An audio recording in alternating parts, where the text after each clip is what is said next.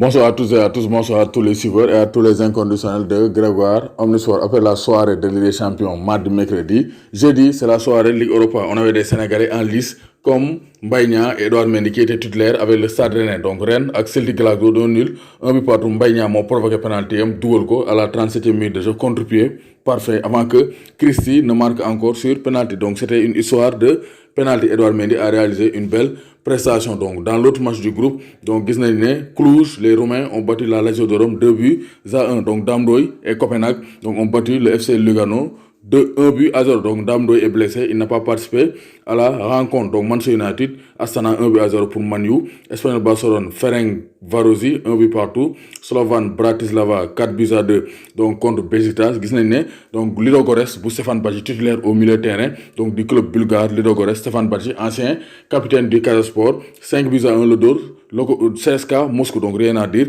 Donc score large et parfait pour Ludogorets et entame parfait aussi pour Stéphane Badji. Ben Sénégalais bu joué c'est Demba Ba avec Istanbul Başakşehir. ñoom AS Rome dañ leen a dóor bañ tër, dañ leen a teg ci pôle bi saaf leen bu baax a baax. Donc Rome moo dóor Istanbul Başakşehir bu Demba Ba 4-0. Demba Ba dugg na remplaçant à la 77e minute de jeu. Arsenal, le club de Momo Faye, Abdoulaye Diagne, Seydina Sall, Galaye Gueye donc moo fekkee Eintracht Francfort donc 3-0 avec notamment un but de l'inévitable, l'incontournable, l'insaisissable, l'inoxydable Pierre-Emerick Aubameyang. Donc gis nañ ne première journée bi les favoris ont répondu présent. Rennes avec Mbaye Niang et Edouard Mendy ont été tenus en échec. Donc Dame Doye et donc Copenhague ont gagné 1-0 sans Dame Doye blessé. Donc on attend la deuxième journée de la Ligue Europa et on espère que les Sénégalais seront au complet pour représenter le Sénégal dans cette petite sœur de la Ligue des Champions. Donc doomu Gaynde Ndiaye warul tiit warul ragal. Donc maa ngi doon fàtte sax Porto